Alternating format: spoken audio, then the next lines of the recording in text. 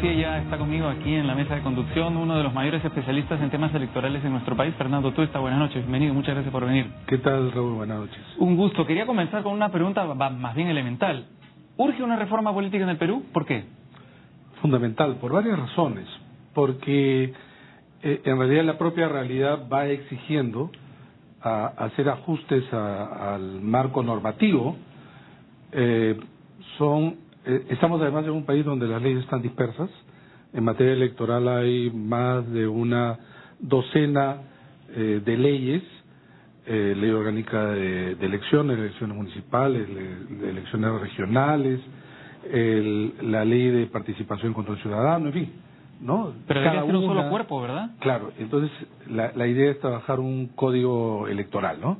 El Jurado Nacional de Elecciones en realidad trabajó uno que lo presentó hace ya casi 2 años, que no se discutió en el Congreso, y luego se fue por una modalidad, es decir, acotar un poco la idea de quizá de esta manera el Parlamento pueda aprobar, ¿no? Y es la ley, una modificatoria de la ley de partidos y otra de la ley de participación y control ciudadano.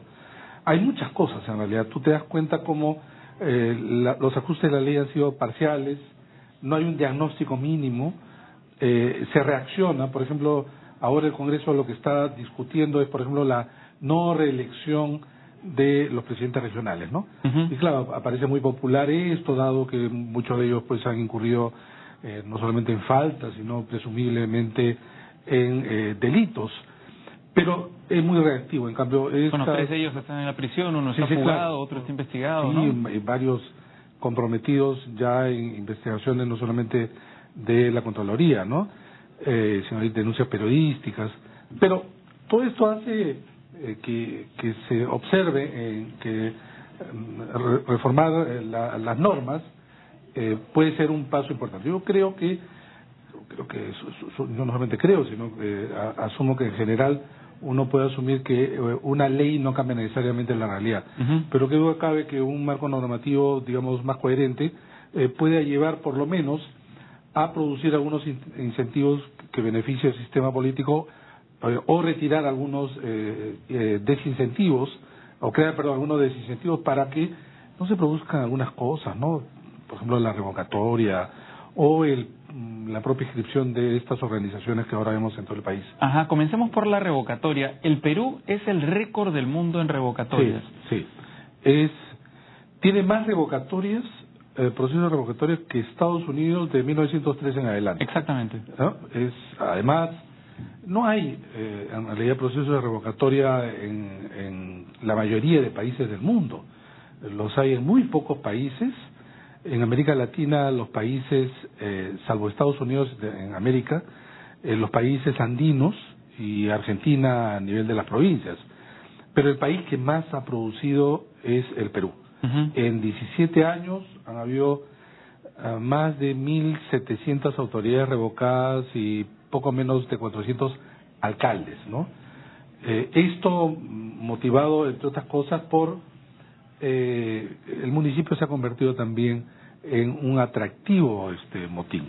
Y si no ganas por el ingreso que te da la puerta de la elección, lo quieres hacer a través de la ventana que te da la revocatoria. Es lo que sucedió lamentablemente en nuestro país, no consiguiendo algo que algunos, creo, ilusamente consideran, que la revocatoria es una suerte pues de instrumento que usa la ciudadanía pues para mejorar, purificar saludablemente el gobierno local. No ha sucedido eso. Es un mecanismo básicamente político, como está planteado. Es un mecanismo político, en general es un mecanismo político, pero la forma en cómo se quiere revocar en el Perú, cómo se ha revocado, es, digamos, sin fundamentación, pese a que la ley señala, y es en algunos casos una frase, ¿no? De acuerdo, pero está muy bien todo lo que estás planteando, pero revocar la revocatoria, digamos, va a ser una medida profundamente impopular, porque lo que digamos la población siente es que finalmente sacando a las autoridades que no quiere, está ejerciendo un control directo frente a ellas, ¿no? Claro, pero hay aspectos del sistema político que pueden ser muy populares, pero la gente no conoce las consecuencias institucionales que esto provoca. En el caso de la revocatoria, por ejemplo, sacando Lima, porque quizá esto distorsiona un poco, ¿no? Sí. Sacando Lima, hemos tenido revocatorias en que la gran mayoría de las circunscripciones donde se ha realizado, en el 92% es menos de 5.000 electores. La gran mayoría, los promotores son ex candidatos, ex alcaldes, ex trabajadores que han utilizado ese recurso para querer saltar cuentas. Claro, con 5.000 personas puedes revocar con tu familia, más o menos, ¿no? Además, no son estrictamente 5.000, la mayoría, digo hasta 5.000. Muchos es 4, 2.500 electores. Imaginarás, pese que es 25% del padrón, es pequeño. Y la gran mayoría es en distritos rurales de los Andes peruanos, distritos muy pobres. Allí es una lucha de pobres contra pobres, pero con un municipio que se ha enriquecido la cuarta parte de 500 es menos de 100 personas. Claro, o sea, así es. Una nada casi. Así es. Mira, estamos a punto de sacar un libro sobre la revocatoria en materia comparada en América Latina, y ahí vemos, por ejemplo, que en el caso peruano pues esto se ha convertido, además, en un incentivo. ¿Por qué? Porque si es que tú te revocas a un tercio del Consejo, hay nuevas elecciones municipales. De ahí, en esas nuevas elecciones municipales, es donde quieres ganar, ¿verdad? además quieres ganar aquello que no ganaste en la campaña que origina el mandato, ¿no? Pero cuando no está revocado el alcalde, resulta que a nadie le interesa, como nos sucedió en los limeños en noviembre del año pasado. Estas elecciones municipales, llamadas nuevas elecciones municipales, nadie quería ir, nadie le interesaba. Es más, los promotores de la revocatoria ni siquiera se presentaron. Sí. Ahora, hablemos de ese caso, el de Lima. Pasemos rápidamente por él, porque 400.000 firmas en el caso de Lima también es un porcentaje bajísimo. Lo que dice la norma es 25% hasta 400.000, ¿verdad? Es el techo. Entonces, el techo es 400.000 personas, que en una ciudad de 10 millones de habitantes es casi nada también. En un electorado limeño de casi 7 millones, en realidad 25% sería 1.800.000 más o menos.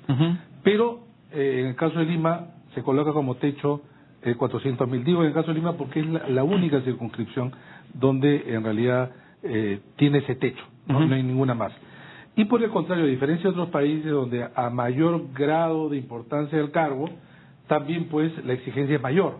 En cambio, en nuestro país lo que hemos hecho es desproteger a la autoridad, que representa más gente. Que representa, imagínate, un tercio del electorado, como es el caso de Lima. Y lo otro es que la revocatoria pues es individual. Lo que vivimos en Lima es tan absurdo que la mayoría de los que nos está viendo este programa seguramente revocó o quiso revocar a un conjunto de concejales, algunos que no conocía su nombre, no sabía ni tenía la información suficiente para poder evaluar y luego revocar. Y entonces, sin embargo, se propuso revocar a todos, ¿no? A todos, incluso a los de oposición. ¿Cuál sería la salida? ¿Eliminar la revocatoria, cambiarla, modificar el mecanismo? Personalmente, yo la eliminaría. Sin embargo, creo también, como tú dices, que es popular, pero sí acotarlo en varios sentidos. Una, que sea a una fecha fija. 2, que no exista límite de los 400.000. 3, que la valoración de la revocatoria sea como inicialmente fue, es decir, tú revocas a alguien con el 50% del electorado y no el 50% de los votos válidos, es decir, la suma del sí y el no, porque en el extremo, en realidad, que todos voten nulos y blancos y muy poquitos voten el sí versus el no, convierte esto en algo absolutamente inconducente, ¿no? La financiación de los partidos, de la que se habló tanto también. ¿Cómo se puede fiscalizar mejor a los partidos? ¿Cómo se puede conseguir que realmente se sepa de dónde proviene el dinero de la financiación de los partidos? En este momento se conoce solamente parcialmente y no hay manera. Ni siquiera los partidos conocen el origen de los fondos de los candidatos, porque en realidad el financiamiento va a los candidatos, no va al partido. Y siendo los partidos tan débiles y ejerciendo tan poco control sobre los candidatos, resulta siendo que cada partido, y además a nivel parlamentario con el voto preferencial, que no entregan la información. No se sabe, además están dispersos a nivel nacional, el aparato, repito, no tiene una organización nacional que pueda controlar. Bueno, ahora además hemos visto en el Congreso, ¿no? Minería ilegal, narcotráfico, ¿no? Entonces, ¿qué pasa? Los partidos carecen de dinero. Tanto carecen de dinero que tú ves que salvo Lima, y no en todos los casos, tienen un local. Y luego en provincias no existen. Claro, ahora que hay elecciones se abren locales, pero es generalmente el préstamo de uno de los candidatos que coloca el nombre del partido afuera y dice este local del comité provincial X, ¿no? pero los partidos carecen de dinero y por lo tanto son sensibles a aquellos quienes tienen el dinero. Tienen el dinero los que tienen poder económico y el dinero ilegal. Entonces son absolutamente, digamos, vulnerables. En el Perú la ley señala que debe haber financiamiento público a los partidos. Sin embargo, del gobierno de Toledo, García y el actual no han entregado ese dinero. ¿Cuánto es ese dinero? 12 millones de soles anuales. ¿Cuánto significa 1 millón para todos los partidos al mes? Si es que tú en realidad haces, y hemos hecho alguna simulación, solo de contratar locales para los partidos que la ley exige en un mínimo de 66 comités provinciales, ese dinero es insuficiente. Sí, claro. Y sin embargo, eso ni siquiera se da. Si el partido no tiene ni para el té, obviamente las campañas no se hacen pues de la nada. Se requiere cada vez más dinero, sobre todo en las campañas a través de los grandes medios de comunicación, que eso cuesta muchísimo. Y entonces los peruanos no nos queremos hacer esa pregunta.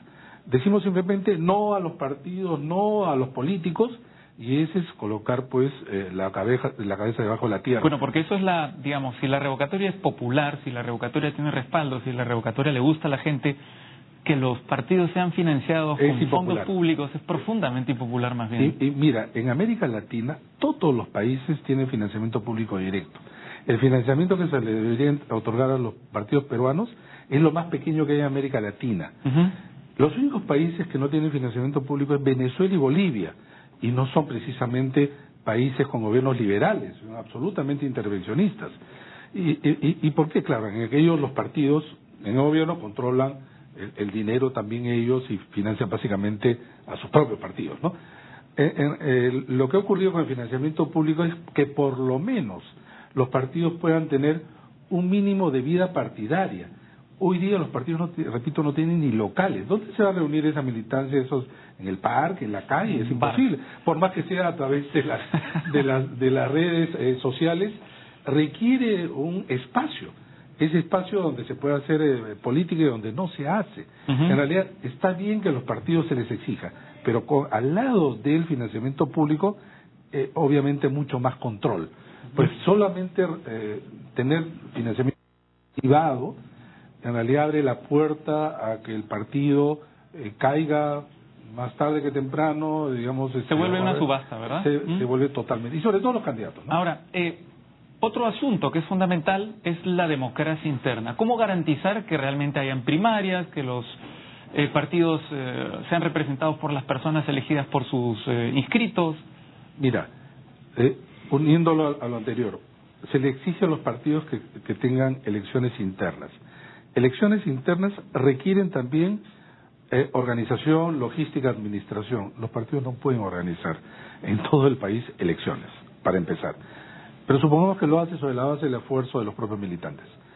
Ya, todos los partidos, después en el proceso de elecciones internas, entre ellos no reconocen muchas veces los resultados. Es decir, están plagados de irregularidades. Entonces, en los proyectos lo que se ha presentado es que deben ser los organismos electorales que con experiencia, legitimidad, además que tienen todo el aparato para hacerlo, se encarguen ellos de hacer las elecciones internas, de tal manera que además sus resultados sean resultados vinculantes. Hoy en día lo que tú haces es, ya unos vencen a otros y salen elegidos, pero esos son listas referenciales. Luego la dirigencia va y comienza a modificar los puestos, o si se trata de una coalición, a negociar justamente con los otros partidos. La gente queda absolutamente descontenta, y por lo tanto las elecciones internas se convierten en no solamente irrealizables, sino que no son ni representativos. Entonces, y son simplemente cuestionados. ¿Tiene que intervenir la OMPE? Yo creo que sí, y ya está sucediendo en muchos países, ¿no? Ya está sucediendo en muchos países. Las elecciones nacionales en el Perú con la OMPE no son cuestionadas, pero la de los partidos, todas, absolutamente todas, ¿no? Quería hacer una pregunta final, no nos queda mucho tiempo. ¿Tiene su currículum al día, Fernando? Sí, por ejemplo, voy a poner que estuve en este programa también, ¿no? Como parte de los aportes. ¿Qué le pareció lo que pasó con Luis Castañeda López? Mira, la hoja de vida es interesante, ciertamente para periodistas, académicos, etcétera, pero creo que solamente se debe excluir aquellas personas que mienten en relación a los requisitos fundamentales, además sostenidos hasta la propia Constitución. Todo lo demás siempre va a ser desproporcionado en relación a eliminar a alguien de sus derechos fundamentales. Requisitos mínimos, entonces. ¿Cuáles son los requisitos mínimos, además, que la historia del sufragio? Es decir, eliminar en realidad los requisitos de la historia del sufragio. Edad, estar inscrito en el registro, no purgar no tener una condena firme en curso y residencia. Nada más. Tú, en España, por ejemplo, tú puedes mirar, allá no hay más. Lo demás son faltas administrativas. Total, faltas administrativas. Puede ser un llamado a atención pública, y esa es una suerte de sanción también para el candidato. O que el candidato se le exija que en general muestre algún tipo de información, pero que él lo haga a título personal. Si no lo hace, también puede ser una suerte de sanción pública, ¿no?